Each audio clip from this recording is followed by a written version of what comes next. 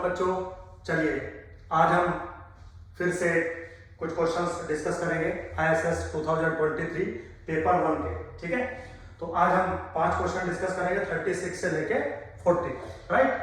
तो सबसे पहला क्वेश्चन लेते हैं, बहुत सिंपल है, करने का मूड भी नहीं है लेकिन फिर भी करेंगे क्योंकि हमने बोला है कि हम सारे क्वेश्चंस ही डिस्कस करेंगे आपके साथ। ठीक है, तो क्या क्वेश्चन है, very simple. If a sample of size n is taken from normal population and let x bar and s square be the sample mean and sample variance respectively, then the distribution of something, मतलब distribution बताना है इस चीज का। मेरे बच्चों very easy, देखिए सबसे पहले तो यहाँ पे एक बात है, एस स्क्वायर जो डिफाइन इन्होंने कर रखा है वो बराबर कर रखा है 1/n-1 summation i goes from 1 to n xi minus X bar के होल स्क्वायर से। लिखा नहीं है कहीं यहाँ पे, बट जो भी सिस्टम बनना है, डिफाइन होना है, वो तभी पॉसिबल है जब यहाँ पे आप n-1 से डिवाइड करोगे। वेरी सिंपल, अगर मैं चाहूं तो इस चीज को n-1 s square divided by sigma square अगर लिखूं तो राइट हैंड साइड में बन जाएगी summation i goes from 1 to n xi minus X bar का whole square divided by sigma square. ठीक, अब अगर आपने गुप्ता कपूर अच्छे से पढ़ा होगा तो ये जो एक्सप्रेशन है दिस इज वेरी इजी, ये फॉलो करता है काई स्क्वायर को but n-1 degree of freedom के। अब ये चीज अगर काई स्क्वायर को फॉलो करेगी, समझ गए, और ये चीज इसके बराबर है तो कंफर्म ये चीज भी तो काई स्क्वायर n-1 को फॉलो करेगी ना, तो आंसर क्या बनेगा, chi square with n- degree of freedom. Maximum 3 से 4 सेकंड का क्वेश्चन था ये। चलिए घर यहाँ पर भी हम ज्यादा टाइम नहीं लगाएंगे, आगे चलते हैं मेरे बच्चों। ये चीज शायद आपको पता होगी, this follow the chi square n-1। ठीक है, अगला क्वेश्चन है वेरी सिंपल, कोई भी जो है ऐसा रॉकेट साइंस नहीं है। क्या क्वेश्चन है, for a bivariate data using the principle of least square, using the principle of least square. Principle of least square का मतलब होता है बेटा, ये प्रिंसिपल है जो एरर के स्क्वायर के सम को मिनिमाइज करता है, ये थंब रूल है। OLS एस्टिमेटर आप जिसको बोलते हैं उसका ये थंब रूल है। अब वो कह रहे हैं कि 2 मॉडल हम तैयार करने जा रहे हैं। एक E1 मॉडल है जो कहता है कि दोनों वेरिएबल x और y लीनियर फैशन में रिलेटेड है, और जब वो लीनियर फैशन में पुट करके एरर के स्क्वायर का सम निकालता है तो वो 15.48 बन के आता है। ठीक है, कोई बात नहीं, लेकिन वो कह रहा है कि अगर हम दूसरा मॉडल सेट करें, दूसरा मॉडल क्या है, एक पैराबोलिक क्वाड्रेटिक इक्वेशन टाइप है, y = -x² + 8x + 2। तब जब वो एरर का स्क्वायर का सम देखता है तो 13.36 आता है। तो सबसे पहले तो यहां पे हमें ये चूज करना पड़ेगा कि एक्चुअली में x और y के बीच में जो मॉडल सेट हो रहा है वो मॉडल E1 है या मॉडल E2 है। अब हमारे कहने से तो मॉडल सेट नहीं होते ना, इकोनोमेट्रिक्स कहती है कि वो मॉडल बेस्ट फिट माना जाता है जो एरर के स्क्वायर के सम को मिनिमाइज करता है। क्यों? क्योंकि आप प्रिंसिपल ऑफ लीस्ट स्क्वायर का इस्तेमाल कर रहे हैं। हर जगह ये बात एप्लीकेबल नहीं है, बी केयरफुल। ये एरर के स्क्वायर का सम मिनिमाइज रहना चाहिए, ये तभी पॉसिबल है या तभी एप्लीकेबल है जब आप principle of least square estimation का इस्तेमाल करते हैं। तो हो सकता है इकोनोमेट्रिक्स में आप पढ़ेंगे वहां पे कुछ और सिनेरियो बन के आ जाए, सो बी केयरफुल। ठीक, अब अगर ऐसा है तो कम से कम हमें आइडिया मिल गया कि हमारा जो मॉडल 2 है E2 वो इस्तेमाल होगा। बस उसके अकॉर्डिंग y किसके बराबर है, -x² + 8x + 2। बिल्कुल वेरी सिंपल। वो कह रहा है what is the estimated value y when x = 6। तो अगर मैं x की वैल्यू मेरे बच्चों इसमें 6 डाल दूं तो y किसके बराबर होगा, -36 + 48 + 2, वैल्यू बिकम 14। देखो जरा कहीं ना कहीं 14 दिया होगा, 14 is this one. Very simple, कुछ था ही नहीं इसमें, बस 2-3 बातों का ध्यान रखना होता है कि प्रिंसिपल ऑफ OLS एस्टिमेशन क्या कहता है। चलिए आगे चलते हैं। ये तो बिल्कुल आसान से भी आसान क्वेश्चन है, मतलब ऐसे क्वेश्चन मेरा मानना है कि पूछने ही नहीं चाहिए। ठीक है, तो क्या करना है, एक सैंपल है नॉर्मल पॉपुलेशन से, x1 ... xn फॉलो करता है normal with mean μ0 and variance sigma square. तो आपको पता है कि sample mean follow the normal with mean mu zero and variance sigma square by N, ये थंब रूल है हमारा।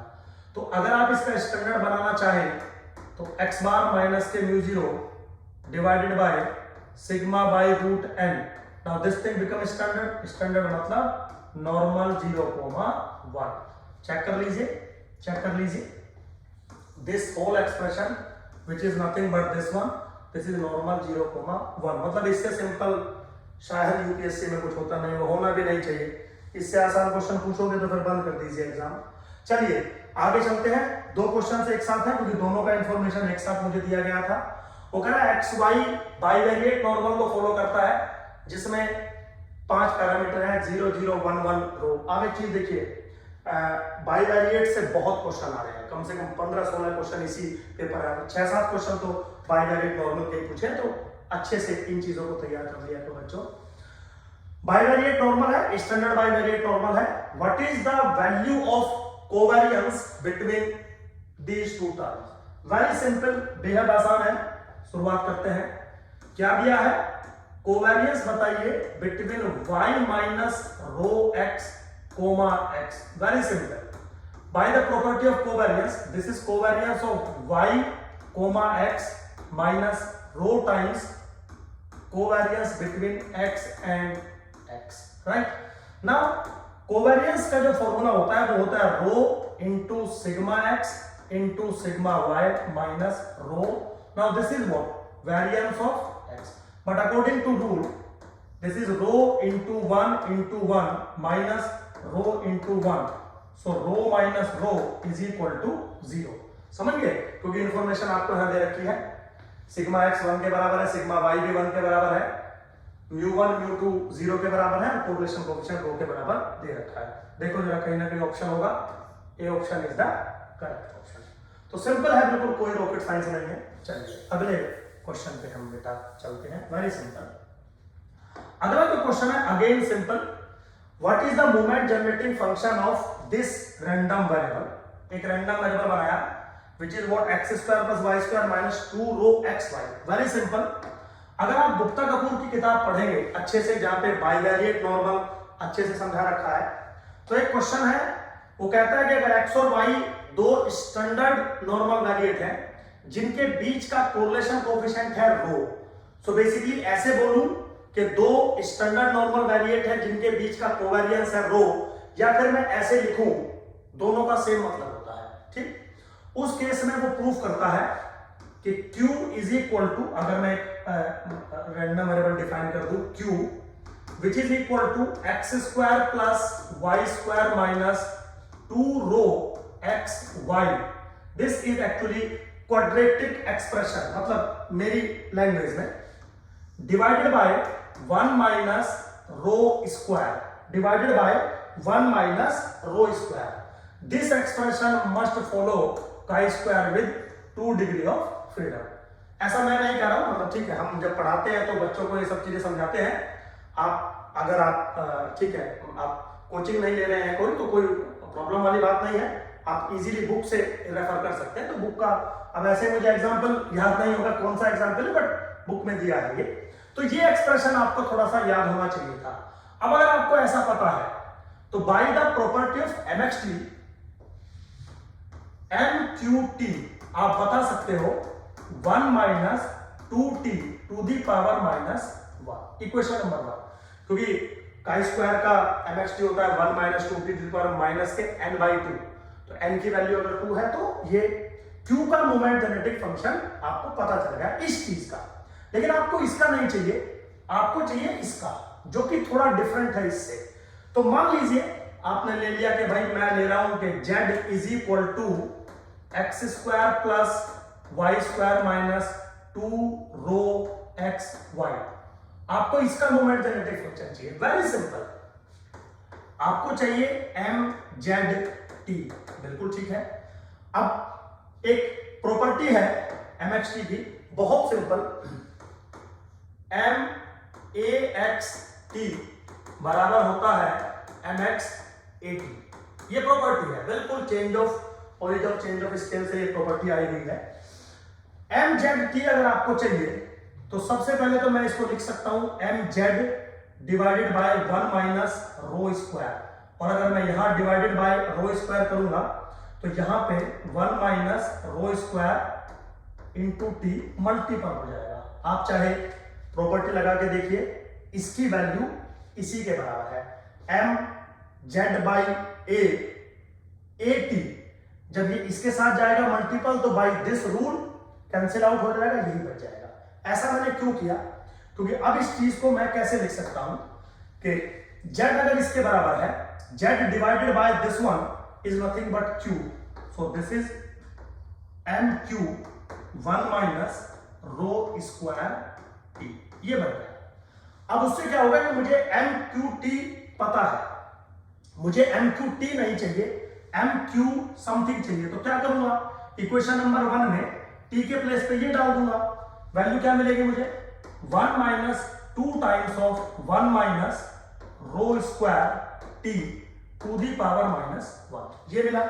थोड़ा सा अगर आप इसको मेरे बच्चों सिंप्लीफाई कर देंगे तो 1 माइनस के 2t plus 2 rho square t to the power -1। देखो कोई आंसर मैच कर रहा है क्या, 1 minus 2t plus 2 rho square t -1, C option is the correct option. तो अगेन बच्चों बहुत आसान क्वेश्चन था।